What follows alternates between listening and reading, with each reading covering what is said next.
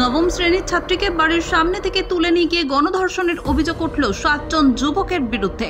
নির্যাতিতার বাবার লিখিত অভিযোগের ভিত্তিতে পুলিশ 5 জনকে গ্রেপ্তার করেছে। অভিযুক্তরা পাশের বীরভূম জেলার বাসিন্দা। পুলিশ ভারতীয় দণ্ডবিধি ও পক্সো আইনের একাধিক ধারায় এফআইআর করেছে। বছর 15-র ওই নির্যাতিতা আপাতত আসানসোল জেলা হাসপাতালে ভর্তি রয়েছে। সেখানে তার মেডিকেল পরীক্ষা করানো হবে বলে জেলা হাসপাতাল সূত্রে জানা গিয়েছে। বৃহস্পতিবার মাঝরাতে পশ্চিম বর্ধমান জেলার আসানসোলের বারাবণী থানার এলাকায় এই ঘটনাটি ঘটেছে। শুক্রবার সকালে এই ঘটনার কথা জানাজানি হওয়ার পরই গোটা এলাকায় চাঞ্চল্য ছড়িয়ে পড়ে। এদিন সমাজসেবী বরুণ কুমার তিওয়ারি ঘটনাস্থলে পৌঁছে নির্যাতিতার পরিবারের সদস্য ও এলাকার বাসিন্দাদের সঙ্গে কথা বলেন। পাশাপাশি দোষীদের শাস্তির দাবি করেছেন তিনি। একটা কালী পূজার অনুষ্ঠান হয়, মেলা হয়, যাত্রা হয়, ঠিক আছে। তো সেখানে একটা অভিযোগ এসছে বা আমাদের কানেও এসছে যে আমাদের ওখানকার এক বোন কিছু ওইখানকার মেলা কর্মী, যেটা অভিযোগ করা হচ্ছে মেলা কর্মীতে যারা ছিল, মেলা বসিয়েছিল, তাদের দ্বারা মানে অত্যাচারিত হয়েছে, তার উপর জোর জবরদস্তি করা হয়েছে। তো আমরা সেই জন্যেই সকাল থেকে সকলে মিলিয়ে এখানে এসেছি, প্রশাসনের দ্বারস্থ হয়েছি, যাতে প্রশাসন ওই মূল অভিযুক্তকে যত জলদি সম্ভব ধরে তার উপর উপযুক্ত শাস্তি দেয়। সেই আমরা আবেদন নিয়ে আমাদের বারাবণী থানাতে এসেছি। প্রশাসন আমাদের যথাসাধ্য সহযোগিতা করছে, পরে করছে। একই সাথে পরে বারাবণী থানায় এসে কথা বলেন তিনি। অন্যদিকে নির্যাতিতার পিতা জানান, পাড়ার কালী পুজো উপলক্ষে মেলা বসেছিল। রাত্রি 1টা নাগাদ তার কন্যা বাথরুমে গেলে সেখানে বীরভূম আগত দোকানদারদের কয়েকজন তার মেয়েকে তুলে নিয়ে গিয়ে নির্যাতন করে। এখন তিনি দোষীদের শাস্তির দাবি করেছেন। 1টার সময় বাথরুমে গিয়েছিল, বাথরুম থেকে অপহরণ হয়েছে। বাথরুমে বেরিয়েছিল? হ্যাঁ, পায়খানা বাথরুমে গিয়েছিল, ওই টাইমে ওরা তুলে নিয়ে গেছে। কজন ছিল ওরা? 7 জন ছিল, 5 জনকে ধরা হয়েছে, আরও 2 জন এখন বাকি আছে। মানে মেয়ে কি আপনাকে এসে বলেছেন? আপনারা মেয়েকে তদন্ত করে খোঁজা হয়েছে, তারপরে মেয়ে এসছে। মেয়েকে পাওয়ার পর তারপরে আমার মানে সন্দেহ হয়েছিল যে এই লোকগুলো হতে পারে, তার জন্য ওদের সঙ্গে হাতাহাতি হয়েছিল। তারপরে যখন ওদের ওপর মারদাঙ্গা হয়, তারা 2 জন পালিয়ে যায় আর 5 জনকে আটক করে। অপরদিকে বাউরি সমাজের লোকেরা বিক্ষোভ দেখান। পুলিশ আধিকারিক ইপসিতা দত্ত জানান, এই ঘটনায় 5 জনকে গ্রেপ্তার করা হয়েছে। ঘটনার তদন্ত চলছে, তদন্তের পর আরও বিস্তারিত বলা যাবে। আপনারা জানতে পারবেন। এখন পর্যন্ত ঘটেছিল ঘটনা একটি বাচ্চা মেয়ের উপরে একটু এখানে কিছু অ্যালিগেশনস আছে শারীরিক নির্যাতন, তো সেটার উপরই চলছে। তো আমাদের অ্যারেস্ট আছে, কোনো অসুবিধা নেই, সব কিছু আমাদের। কতজন হয়েছে ম্যাডাম অ্যারেস্ট? 5 জন অ্যারেস্ট হয়েছে।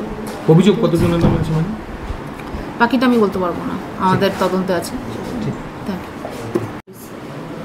ঘটনা বলতে আমাদের তদন্ত চলছে, অ্যারেস্ট করা হয়েছে 5 জনকে। বাকি একটা বাচ্চা মেয়ের উপরে কিছু শারীরিক নির্যাতনের অভিযোগ ছিল। বাকি আর বিশেষ ইনফরমেশান বা ডিটেলস আমরা এই মোমেন্টে ডাইভালজ করতে পারবো না, বাকিটা তদন্তের পরে জানতে পারবেন। Thank you. সেটা আমরা বলতে পারবো না এখন। এরা কোথা থেকে এসেছিল?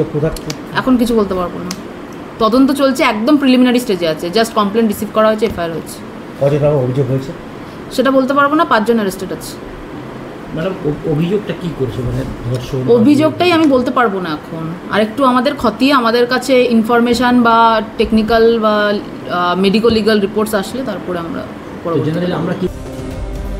ঘটনাকে কেন্দ্র করে ব্যাপক চাঞ্চল্য ছড়িয়ে পড়ে এলাকায়। যদিও উক্ত ঘটনায় বাউরি সমাজের রাজ্য সভাপতি সুমন্ত বাউরি এই ঘটনার তীব্র নিন্দা করে বলেন, তিনি পুলিশের কাছে এই ঘটনার সঙ্গে যুক্ত সবাইকে অবিলম্বে গ্রেপ্তার করে কড়া শাস্তির দাবি করেন।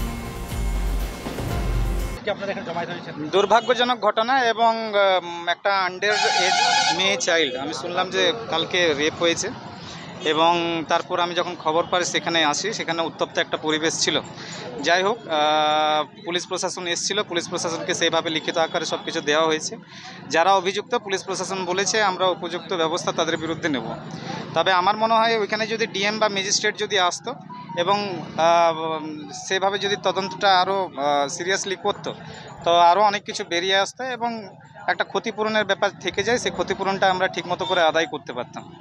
কি অভিযোগ করছেন? এখনো পর্যন্ত এই ঘটনায় ধৃত 5 জন অভিযুক্তকে আসানসোল আদালতে পাঠানো হয়।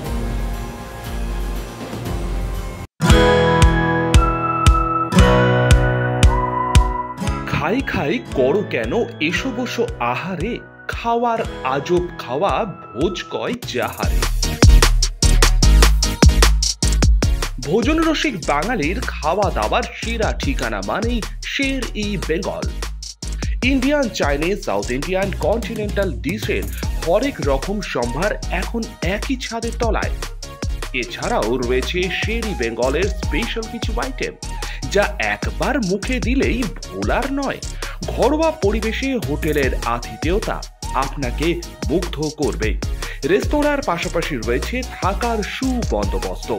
সিঙ্গেল বেড থেকে ডাবল বেড, ট্রিপল বেড এবং ডিলাক্স এসি রুম। পাচ্ছেন 24 ঘন্টা পানীয় জল ও বিদ্যুৎ পরিষেবা। রয়েছে লকার, পার্কিং এর সুবন্দোবস্ত। এছাড়াও এসি, গিজার, টিভি, সিকিউরিটি সহ লন্ড্রির সুবিধে।